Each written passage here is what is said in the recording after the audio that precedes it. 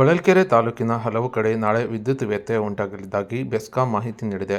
ಇನ್ನು ಈ ಕುರಿತು ಇಂದು ಸಂಜೆ 4 ಗಂಟೆಗೆ ಬೆಸ್ಕಾಂ ಎಂಬುದು ಮಾಹಿತಿ ನೀಡಿದ್ದು, 220 ಕೆವಿ ಚಿತ್ರದುರ್ಗ ಸ್ವೀಕರಣಾ ಕೇಂದ್ರದಿಂದ ಸರಬರಾಜಾಗುವ 66 ಕೆವಿ ಮಾರ್ಗದಲ್ಲಿ ಎಚ್ಡಿ ಪುರ ಟ್ಯಾಪಿಂಗ್ ಪಾಯಿಂಟ್ನಿಂದ ಎಚ್ಡಿ ಪುರ ವಿದ್ಯುತ್ ವಿತರಣಾ ಕೇಂದ್ರದವರೆಗೆ ಹಳೆಯ ವಾಹಕಗಳನ್ನು ಬದಲಾಯಿಸಲು ಮತ್ತು ಜೋಡಿ ಮಾರ್ಗ ಕಾಮಗಾರಿಯನ್ನು ಹಮ್ಮಿಕೊಂಡಿರುವುದರಿಂದ ನಾಳೆ ಬೆಳಗ್ಗೆ 9 ಗಂಟೆಯಿಂದ ಸಂಜೆ 5 ಗಂಟೆಯವರೆಗೆ ಚಿತ್ರಹಳ್ಳಿ ಮತ್ತು ಎಚ್ಡಿಪುರ ವಿದ್ಯುತ್ ವಿತರಣಾ ಕೇಂದ್ರದ ವ್ಯಾಪ್ತಿಗೆ ಬರುವ ಎಚ್ಡಿಪುರ, ಉಪ್ಪರಿಗೇನಹಳ್ಳಿ, ತೇಕಲವಟ್ಟಿ, ಬೂದಿಪುರ, ತಾಳ್ಯ, ಹುಲಿಕೆರೆ, ರಾಮೇನಹಳ್ಳಿ, ಮತ್ತಿಘಟ್ಟ, ಬಿಜಿಹಳ್ಳಿ, ಟಿ. ನೂಲೇನೂರು, ತೊಡರನಾಳ್, ಈಚಘಟ್ಟ, ಚಿತ್ರಹಳ್ಳಿ, ಕೊಂಡಾಪುರ, ಅಮೃತಾಪುರ, ಶಿವಗಂಗಾ, ಹಳೇಹಳ್ಳಿ, ಮದ್ದೇರು, ಟಿ. ಎಮ್ಮಿಗನೂರು, ಹಳೇಹಳ್ಳಿ ಮತ್ತು ಸುತ್ತಮುತ್ತಲಿನ ಗ್ರಾಮಗಳಲ್ಲಿ ವಿದ್ಯುತ್ ಸರಬರಾಜಿನಲ್ಲಿ ವ್ಯತ್ಯಯ ಉಂಟಾಗಲಿದ್ದು, ಗ್ರಾಹಕರು ಮತ್ತು ಸಾರ್ವಜನಿಕರು ಸಹಕರಿಸಬೇಕೆಂದು ಹೊಳಲ್ಕೆರೆ ಬೆಸ್ಕಾಂನ ಕಾರ್ಯನಿರ್ವಾಹಕ ಇಂಜಿನಿಯರ್ ಅವರು ತಿಳಿಸಿದ್ದಾರೆ.